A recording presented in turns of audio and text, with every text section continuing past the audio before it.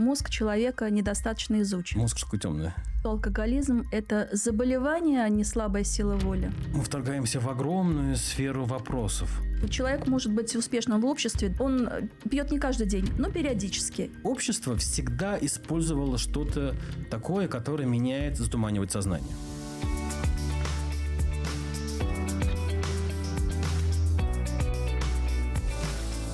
Здравствуйте. Иногда мы ищем способ отключить шум внутри. Усталость, тревогу, одиночество. Кто-то выбирает работу до изнеможения, кто-то спорт, а кто-то находит свой способ расслабиться. Что происходит с человеком, когда отдых превращается в бегство? Сегодня о зависимостях поговорим с психиатром Азатом Асадуллиным и просто попробуем понять, что именно людям так хочется порой не чувствовать.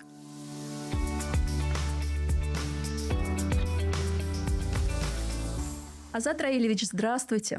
Здравствуйте, Лилия. Можем по имени даже. О, еще лучше. Здравствуйте еще раз. Азат.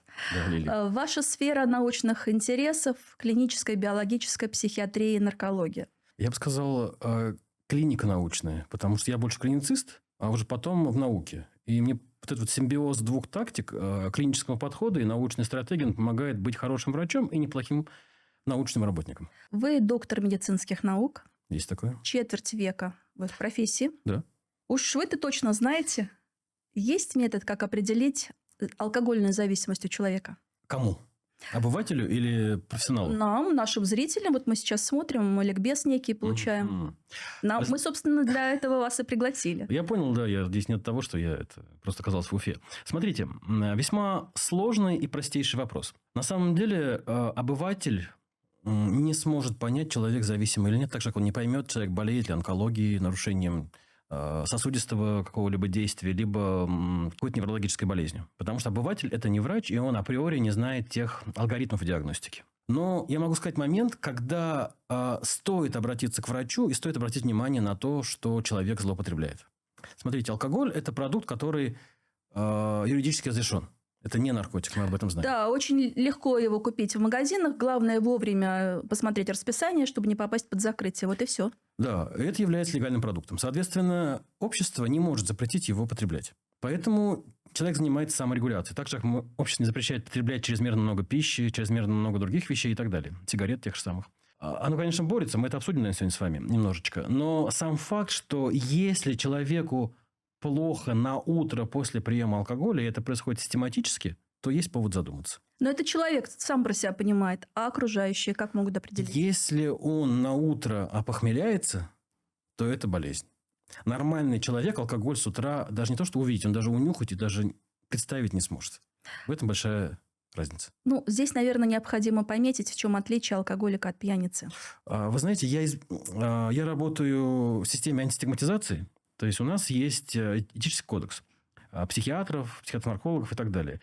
Я понимаю, что болезнь человека, и человек – это отдельно. То есть, человека не равно болезнь. Человек имеет болезнь. Поэтому я всегда говорю, что человек, страдающий алкоголизмом, или человек, страдающий шизофренией, человек, страдающий депрессией, но не шизофреник, алкоголик и не... То есть, это стигма. Это навешивает ярлык, и это отрицает некую часть процента человека с этим бороться. Поэтому я буду говорить, человек зависим от алкоголя, или человек... Или вот мне нравится очень термин зарубежный алкоголь use disorder, то есть расстройство приема алкоголя.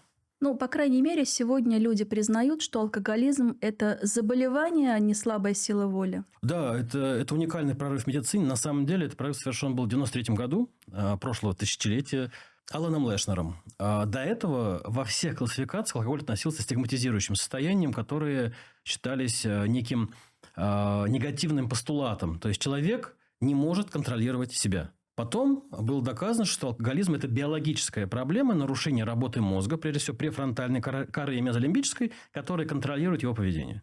Это не значит, что человек виноват в своих действиях, но это не отрицает некой роли человека в генезе заболевания. Так же, как, допустим, не знаю, в генезе гриппа. Человек виноват или не виноват? Как вот вы думаете? Я сейчас вас интервьюирую, наоборот. В гриппе виноват или нет? Нет, я считаю, что нет. А почему? Пусть маску носит, прививку делает. В чем проблема? Да, за иммунитетом следит. Вот, видите? То есть, мы можем любую болезнь привязать к тому, что человек виноват.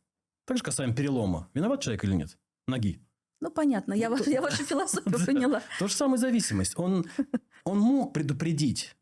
То есть, мы это называем предиспозиционный момент заболевания. Мог предупредить, Но по разным моментам лень, не захотел, особенности его личности, он этого не сделал, и он заболел. Вот ваша такая позиция мне даже более понятна, потому что ваша профессия чрезвычайно сложная. Во-первых, мозг человека недостаточно изучен. Мозг штука темная.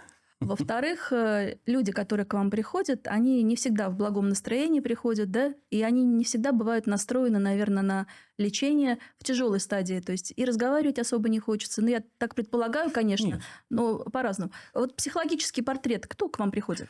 Вы знаете, это весьма разно. Конечно, сейчас я не критерий обычного врача.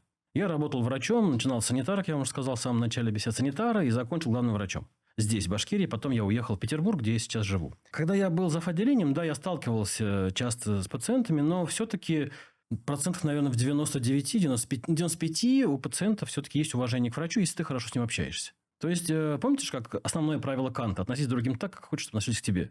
Есть пациент с уважением, на «вы».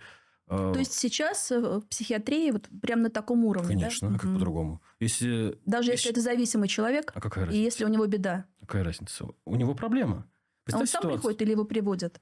Есть два варианта, когда, если говорим про наркологию, есть два варианта. Процентов, наверное, 90 приходят самостоятельно. Они понимают, что это проблема, они знают эту проблему, они приходят за коррекцией, за помощью. Есть, допустим, психиатрические состояния, психоз, когда человек неадекватный, тогда мы включаем норму закона о психиатрической помощи, статья 29, о том, что человек опасен для себя, либо для окружающих, либо может причинить вред, и тогда его могут на некоторое время положить без его согласия на обследование. Вот этот в крайне редких ситуациях при обострении психоза этот вариант есть.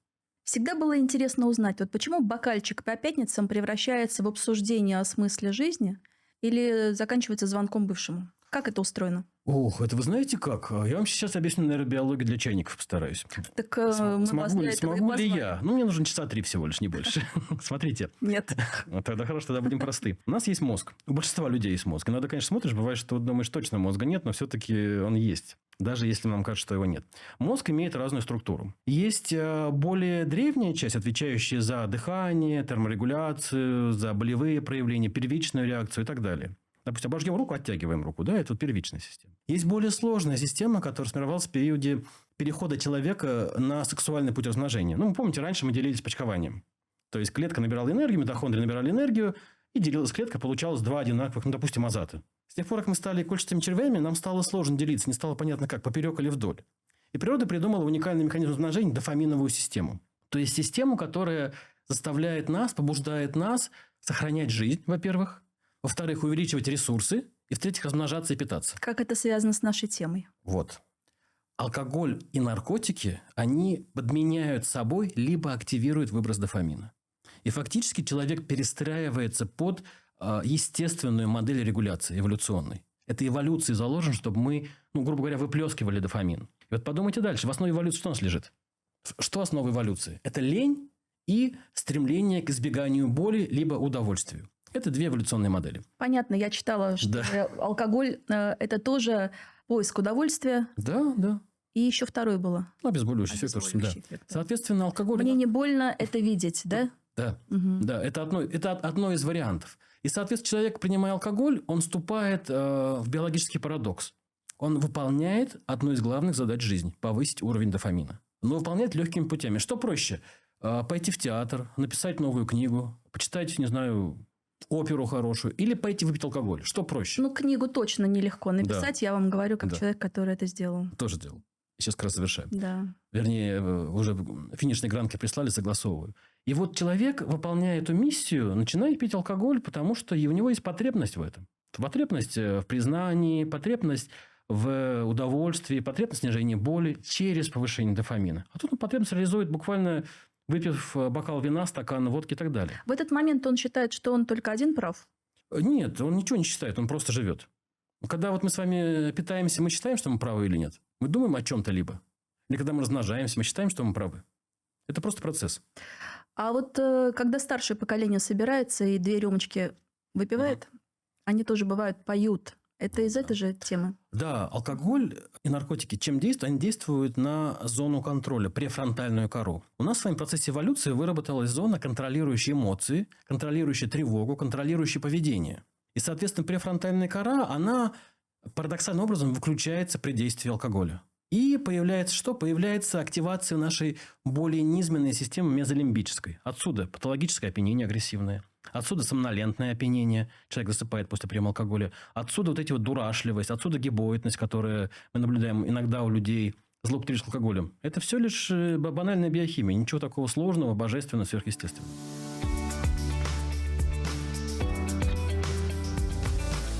Поговорим об алкогольной культуре. Она сейчас в такую в элитную тему перерастает. То есть красивые бары, изящные бокалы, винные дегустации, экскурсии по рюмочным. Но... Особенно в Питере.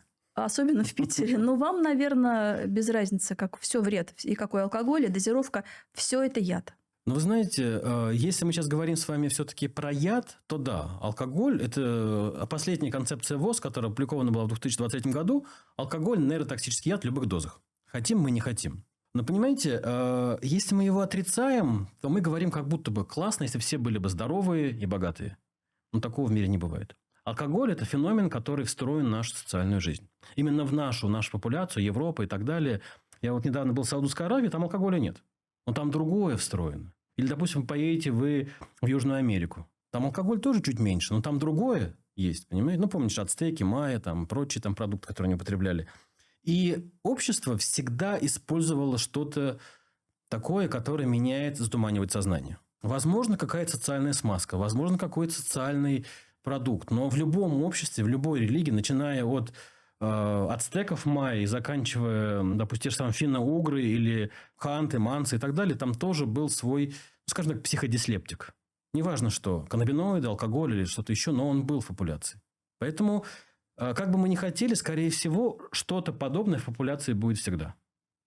Такая особенность. Мы с вами очень много находились в веке заблуждений, обманов и стигм. Нам говорили, что это нельзя, это плохо, а почему не объясняли? Человек, попробовав, понимает, что это неплохо, ему приятно, а почему плохо? Знаете, мы не пьем 10 лет, и грустнее мы от этого не стали. Потрясающе. Я пришла к выводу, что, в принципе, с еды можно ходить веселой. Ну да, это же тоже удовольствие. И встречи с друзьями меньше не стали, хотя, безусловно, круг наших друзей, он поменялся за эти годы. Ну, сейчас время другое. Сейчас все-таки, может быть, наш возраст такой, может, поколение другое, может, статус другой. Но сейчас нет такого, что, как раньше, там, выпей, потому что вот ты меня не уважаешь. Помните, это было раньше? Мы пришли к нашей следующей теме. Люди стали меньше пить сейчас. В целом, смотрите, если мы говорим в динамике, то за последние несколько лет было устойчивое снижение алкогольных психозов и уровня потребляемого алкоголя.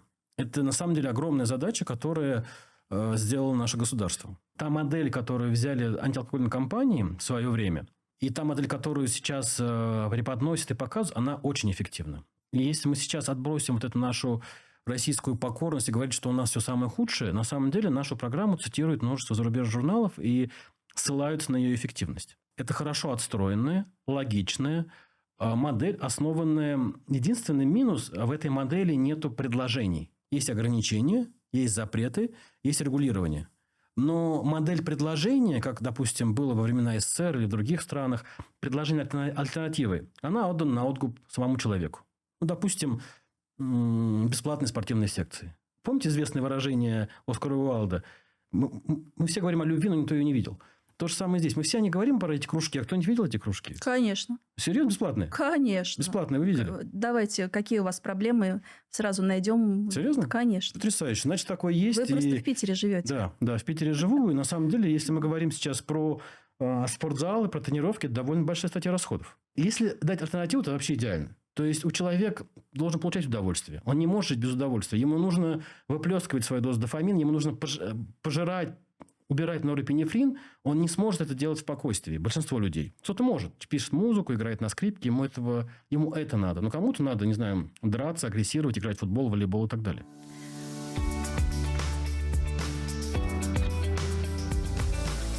Вот вы сказали, люди стали меньше пить. Да. На основании чего такие цифры? По количеству продажи легального алкоголя? Или народ просто пошел и так называемый гаражный алкоголь стал употреблять, самогон, медовуху, и никто это не учитывает? Смотрите, во-первых, если мы говорим про незаконный алкоголь, то его всегда употребляли, он всегда был на одном примерно том же самом уровне. Может быть, его сейчас больше употребляют?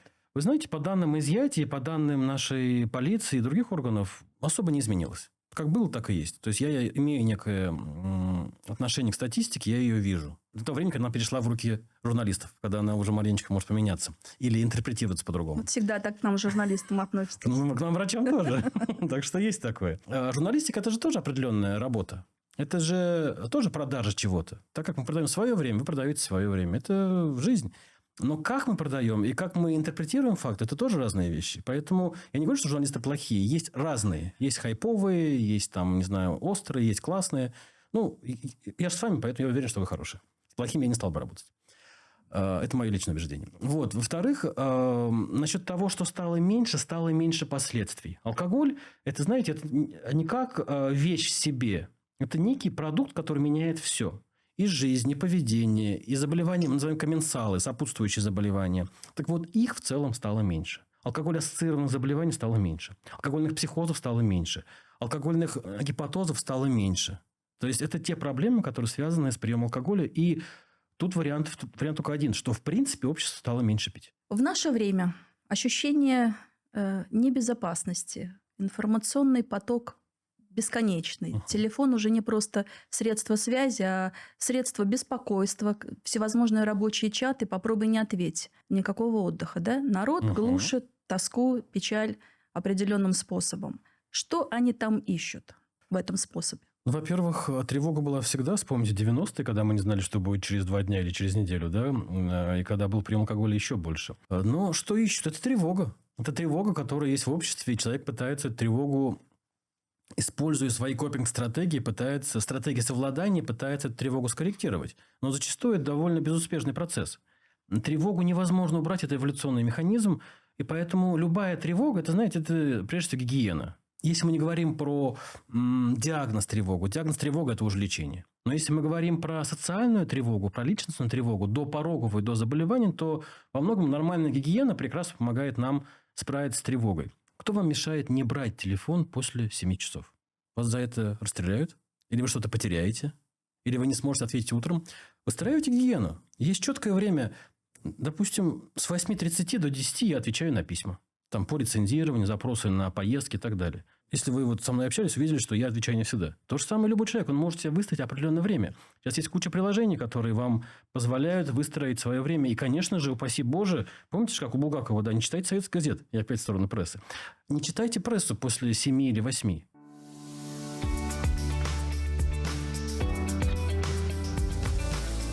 Известно, что алкоголь растормаживает. Человек теряет бдительность, чувство безопасности. Чем руководствуется человек, который в пьяном виде садится за руль? Это инстинкты. Понимаете, наша высшая нервная система, высшая, которую мы уже объясняли, про орбитофронтальную кору, префронтальную кору, это контролеры. Они говорят: одень чистую рубашку, погладь брюки, почисти ботинки, не матерись в обществе, не пей с утра водку. Это наш контроль. Но алкоголь, влияя на префронтальную кору, ослабляет его активность как в моменте, как сейчас говорят подростки, да, в моменте, вот сейчас, он просто выключает кору.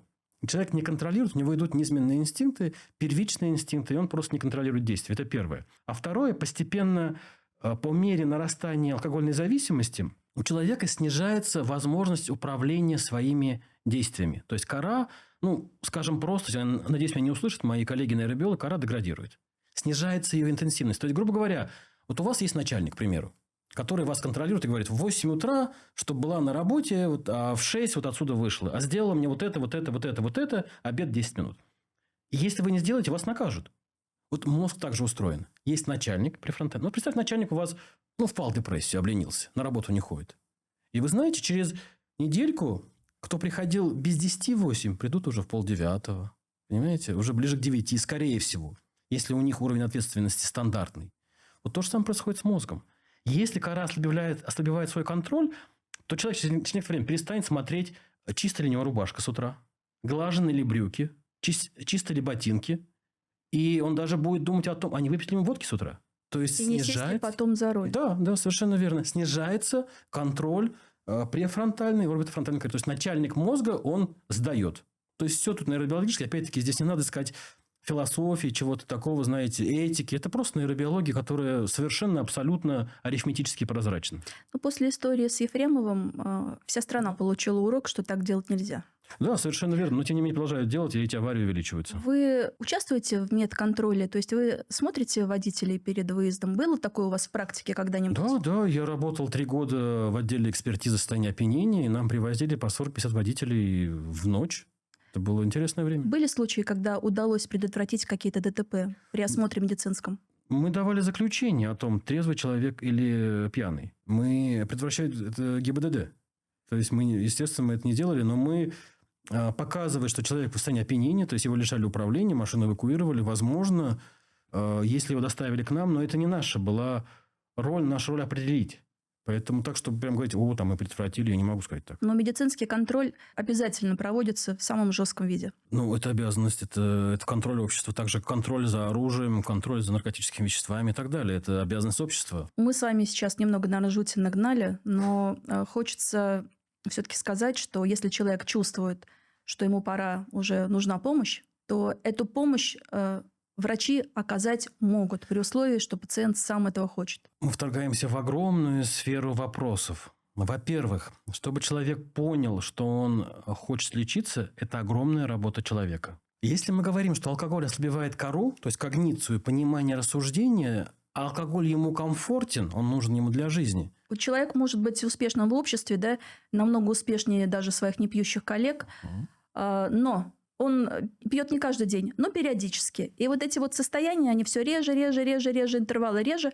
То есть понятно, что человек уже, ему нужна срочная помощь, СОС. Да, вы сейчас говорите о развитии клиники алкогольной зависимости. И вот он понимает, что ему нужно что-то сделать. Вот тут весьма спорно. Вы знаете, у нас в России лечение добровольное. Хорошо или плохо, я это не комментирую. Но, допустим, те же самые американский институт Найда, он рекомендует лечение без согласия пациента. Вот я профессор Ташкентской медакадемии. И в Узбекистане есть интересная такая стратегия, когда у них система махаля, знаете, да, все-таки вот это вот, когда... И у них община принимает решение о возможности направить человека на психиатрическое либо наркологическое лечение, обследование. И человека могут принудительно положить на основании заявления старосты или муллы. Там такое общество. И я видел в этих отделениях, и вы знаете, большинство спасибо говорят, когда к ним приходят. Есть, конечно, те, кто против, как всегда. Но большинство говорят спасибо, потому что когда человек пьет, когда он в состоянии активного злоупотребления, прервать эту линию добровольно очень невозможно. Это нужно иметь хороший мозг.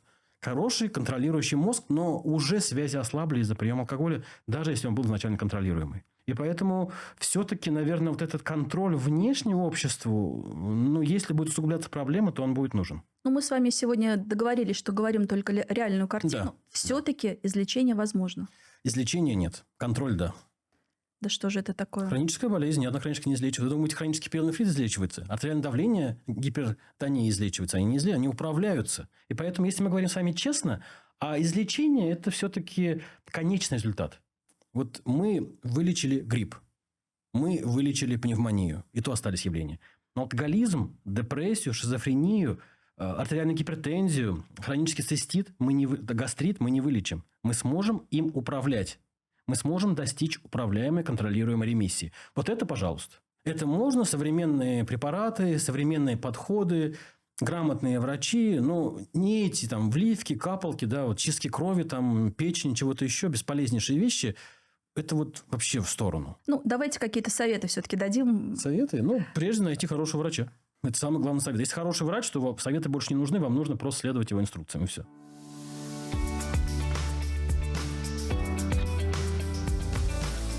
Азат, я вас благодарю за этот исчерпывающий такой блиц, я бы сказала, рассказ. Что, подводим итог. Давайте попробуем. Мы сегодня никому ничего не навязывали, наоборот, Абсолютно. показали реальную картину мира. Мы все взрослые люди, и каждый сам выбирает, как ему жить эту свою одну единственную любимую жизнь. Живем мы каждый день, умираем один раз. Поэтому каждый день жизнь может меняться. На самом деле, да, жизнь уникальная штука, и я думаю, что любить жизнь – это весьма ценное удовольствие. Редко получается, но это очень ценное удовольствие. Это редкость в жизни. Кто любит свою жизнь? На этой позитивной ноте предлагаю нам и закончить. Да, спасибо большое за приглашение. Было очень приятно с вами пообщаться. Спасибо.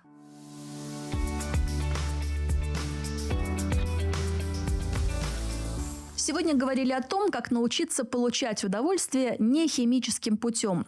Не бегать от стыда, неуверенности в себе и не подменять живые чувства суррогатом покоя. Потому что как только человек решает не убегать, начинается самое интересное – настоящая жизнь. До встречи на БСТ.